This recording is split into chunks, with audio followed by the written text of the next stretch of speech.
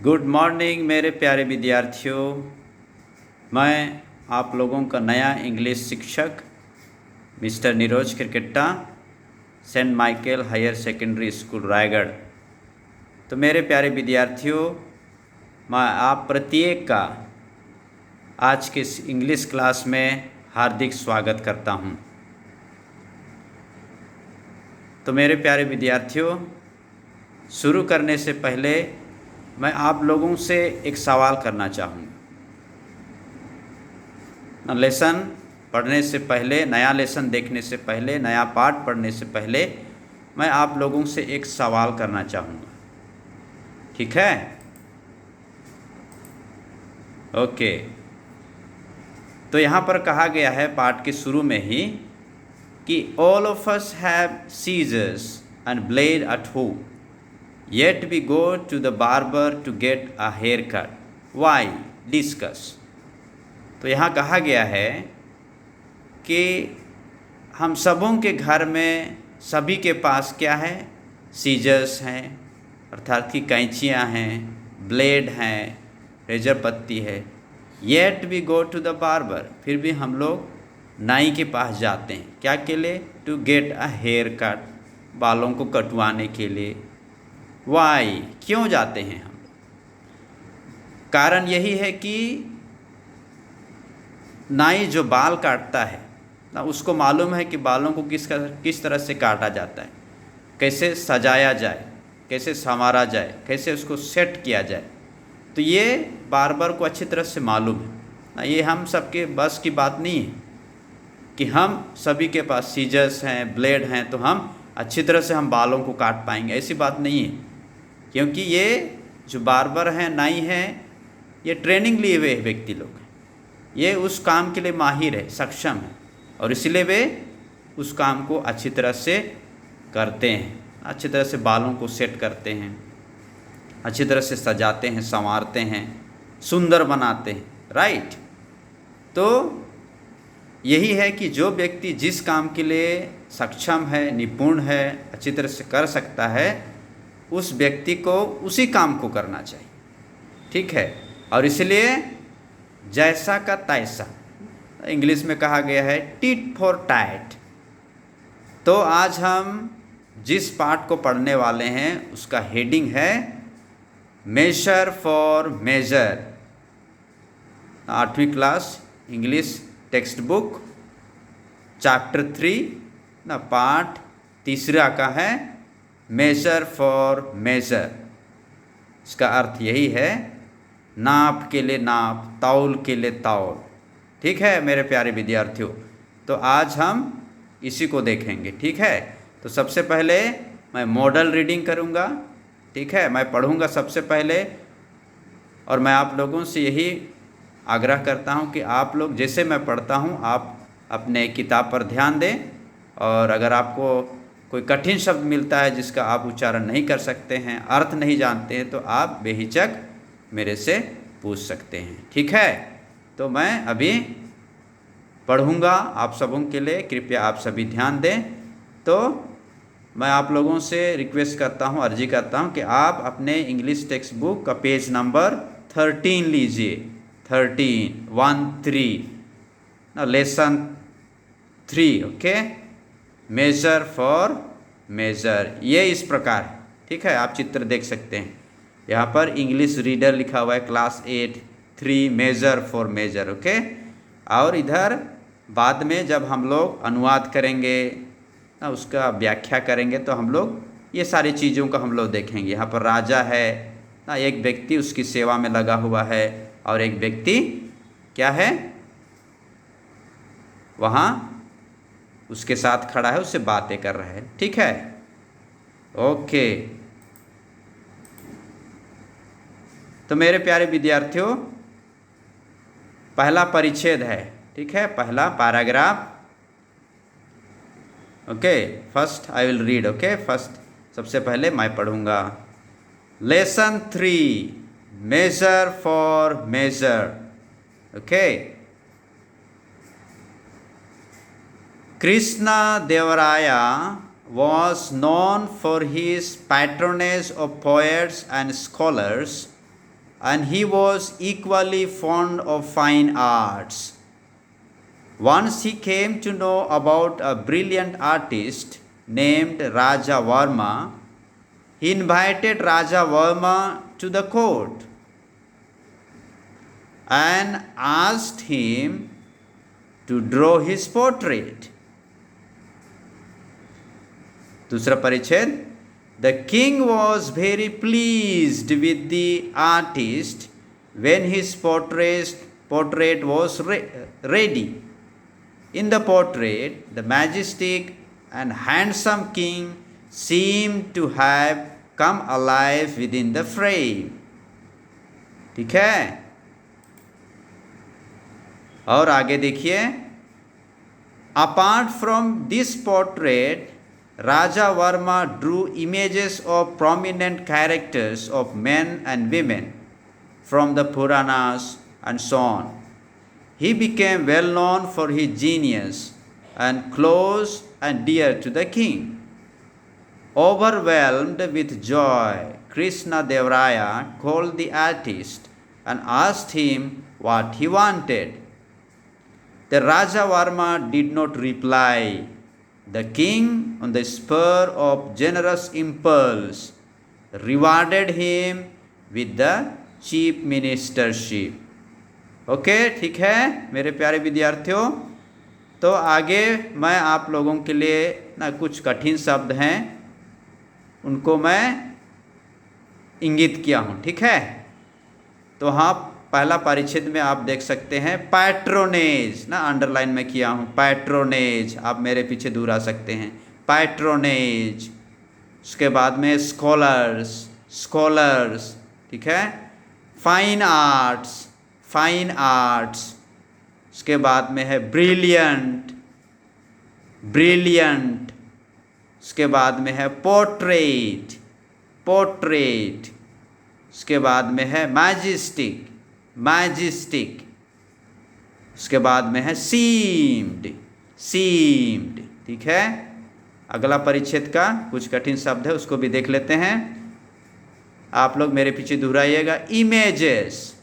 images, prominent, well known, genius, overwhelmed, on the spur, impulse, rewarded. ठीक है मेरे प्यारे विद्यार्थियों. हाँ, अगला हम देख लेते हैं मीनिंग्स, ना उनका अर्थ, कठिन शब्दों का अर्थ. पैट्रोनेज का अर्थ है संरक्षण. ठीक है. स्कॉलर्स का अर्थ है विद्वानों. फाइन आर्ट्स का अर्थ है ललित कला. ललित कला.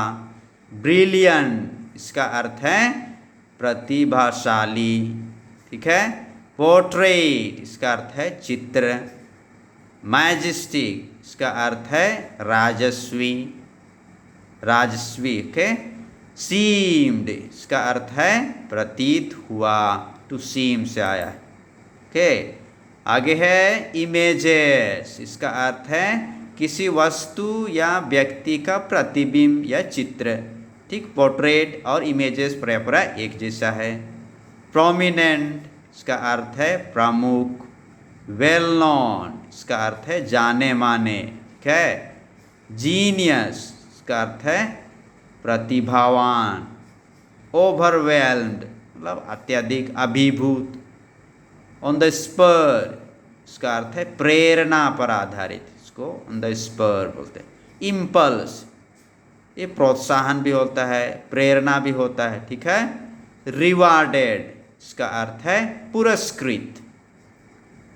ठीक है मेरे प्यारे विद्यार्थियों. अब मैं आप में से 2 विद्यार्थियों को मैं जोड़ से पढ़ने के लिए आग्रह करूंगा. ठीक है. यहाँ हम लोग 2 परिच्छेद प्राय देखे हैं, तो आप अपने अपने स्थान पर आप अच्छी तरह से जोड़ से आवाज़ दे करके आप पढ़ सकते हैं, ताकि आपका उच्चारण अच्छा हो. ठीक है. आप अच्छी तरह से पढ़ सकोगे. और कहीं तकलीफ होती है जहाँ पर उच्चारण नहीं कर सकते हैं, आप पूछ सकते हैं। ठीक है, तो मैं पढ़ते हुए उनका अर्थ भी बताऊंगा। ठीक है। Krishna Devaraya was known for his patronage of poets and scholars and he was equally fond of fine arts। तो यहाँ क्या कहा गया है कि कृष्णा देवराया was known, जाना जाता था क्या के लिए? संरक्षक के लिए। किसके? कवियों और स्कॉलर्स था कि विद्वानों के संरक्षक के रूप में वो जाना जाता था। एंड वो फाइन आर्ट्स ना, ललित कला के लिए भी वो प्रसिद्ध था, उसमें भी वो रुचि रखता था। Once he came to know about a brilliant artist named राजा वर्मा। तो एक बार वो एक शानदार ना, ब्रिलियंट, बहुत ही बुद्धिमान कह सकते हैं हम लोग, उस कलाकार के बारे में वो जाना। वो कलाकार कौन था? राजा वर्मा। ठीक है, तो उसके बारे में वो जाना। He invited Raja Verma to the court। तो उन्होंने क्या किया? उस राजा वर्मा को अपने दरबार में निमंत्रण दिया ना, इनवाइटेड, उसको निमंत्रित किया, आमंत्रित किया। ठीक है। And asked him to draw his portrait. Draw मतलब खींचना। ओके, क्या खींचना? चित्र खींचना। ठीक है, पोर्ट्रेट, उसका चित्र बनाने के लिए उसको आग्रह किया। आगे है, the king was very pleased with the artist when his portrait was ready. तो जब उसका चित्र बन करके तैयार हो गया तो राजा उस चित्र से बहुत अधिक खुश हुआ। ही वॉज वेरी प्लीज्ड, खुश होना। ठीक है। In the portrait the majestic and handsome king seem to have come alive within the frame. तो यहाँ क्या कहा गया है कि उस चित्र में राजस्वी राजा ना, वो बहुत ही सुंदर दिखने लगा ना, सीन प्रतीत हुआ, और ऐसा प्रतीत हुआ जैसे कि वो फ्रेम में ना, वो जीता जागता जैसे बाहर है वैसे उसमें भी दिखाई देने लगा ना, हू बहू। ठीक है, तो ये ऐसा है। अगला हम देखते हैं, apart from this portrait Raja Verma Drew images of prominent characters of man and women from the Puranas and so on. कहा गया है कि इस चित्र के राजा कृष्णा देवराया के अलावा राजा वर्मा ना बहुत सारे चित्रों को भी बनाया, इमेजेस ऑफ प्रोमिनेंट, जो जाने माने कलाकार थे ना, पुराणास के, ये आदमियाँ औरत, ये सब के चित्र भी वो बनाया। He became well known for his genius. और ये अपनी इस कला के लिए बहुत अधिक जाना जाने लगा। ओके, जाना जाने लगा, प्रसिद्ध होने लगा। And close and dear to the king. और इस तरह से वो राजा के और अधिक करीबी वाला हो गया और प्यारा भी हो गया। Overwhelm with Joy. तो खुशी से गदगद हुए राजा क्या किया? कृष्णा देवराया जो राजा है, call the artist and asked him what he wanted ना, खुशी से गदगद ना हो करके उन्होंने कृष्णा देवराया को बुलाया ना, जो कलाकार था उसको बुलाया और आस्क्ड हिम, उससे पूछा व्हाट ही वांटेड, कि वो क्या चाहता है।